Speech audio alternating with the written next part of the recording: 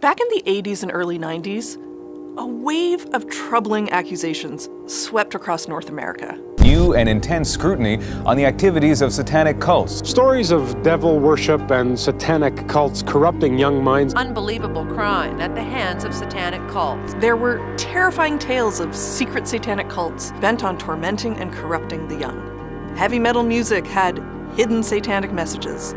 Possibly satanic messages on some rock music recordings. And games like Dungeons & Dragons were luring kids to devil worship.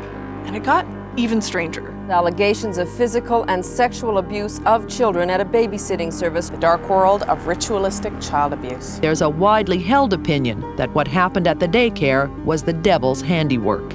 Underground networks of Satanists were infiltrating daycares and preschools to physically and sexually abuse children in occult rituals. Much of what fueled the panic was not real. But these claims led to a wave of high-profile criminal trials in the US, Canada, and beyond.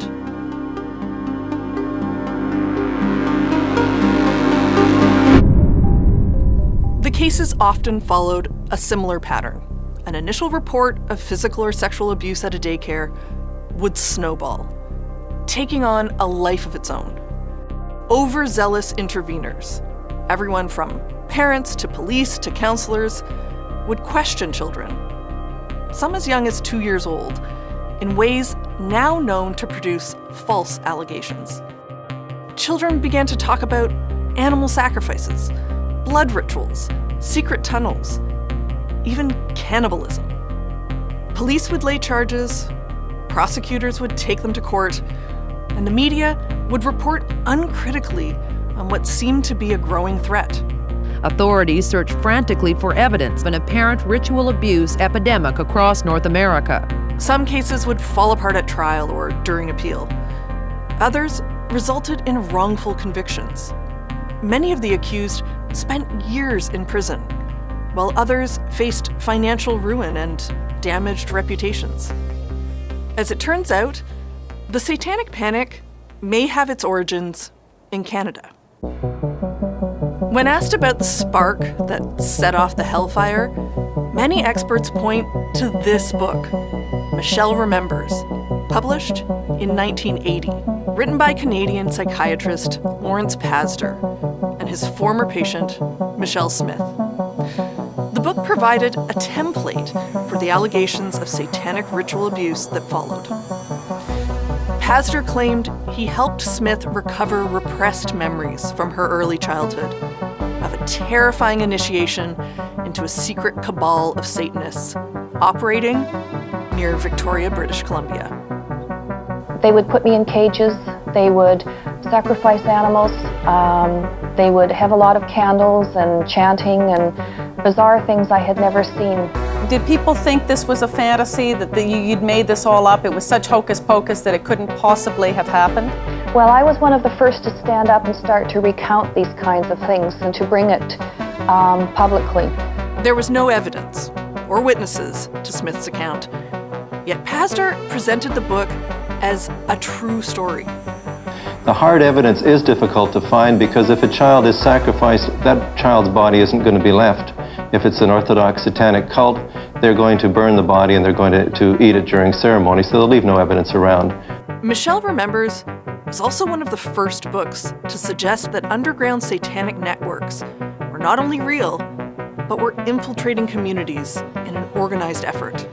Anyone could be a Satanist, your next-door neighbor, your dentist, or your daycare provider. It was an idea that stuck with many readers. The book is called Michelle Remembers. The book became an overnight sensation, and Pastor and Smith received a lucrative publishing deal, about $1.2 million in today's dollars. It also established Pastor as a sought-after expert on the burgeoning phenomenon of ritual abuse, a term he coined himself. There was even talk of a movie deal with Dustin Hoffman playing Pastor. For the McMartin preschool trial in Manhattan Beach, California, where 7 daycare workers were accused of ritually abusing children, Pastor was flown down to be an expert consultant in satanic cults for the prosecution. In another ritual abuse case in Bakersfield, California, Michelle Remembers was used as training material by social workers who believed they had uncovered an extensive satanic pedophile ring. Specialists in satanic ideology were suddenly in high demand as more and more ritual abuse cases went to trial. In Austin, Texas, another self-styled satanic cult expert was used to secure the convictions of daycare owners Dan and Fran Keller, who spent decades in prison before being exonerated. It became increasingly common to see ritual crime training seminars led by psychologists, church groups, and even the police. This is former FBI agent Ken Lanning, who studied the spread of the panic in the 80s. All these people network with each other, and they'd all get together and go to seminars and discussions, and they'd be told this is what Satanists do and this is how they do it. And so all that is planted through the use of these kinds of techniques, hypnosis and other ways, that cause the spread of this kind of stuff. So many people say, well, you can't identify these cases unless you've been trained to learn about them. And some of that training becomes a self-fulfilling prophecy. The commercial success of Michelle Remembers inspired dozens of copycat memoirs, which further amplified the perception that satanic ritual abuse was widespread. But there was never any evidence of a satanic conspiracy. In 1994, a psychologist from the University of California researched over 12,000 accusations of ritual abuse, but found no substantiated reports of organized satanic groups who sexually abused children. In later years, as the panic died down, Pastor tried to distance himself from the claims he made in Michelle Remembers.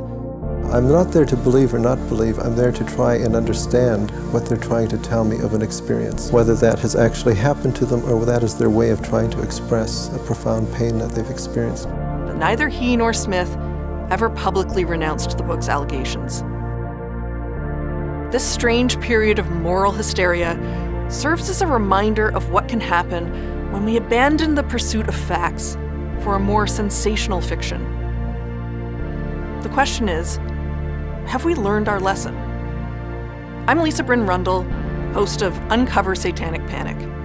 You can listen to the series now on the CBC Listen app or wherever you get your podcasts. Is there a well-organized plot, an insidious design right now to program and influence the minds of our children towards the occult and witchcraft?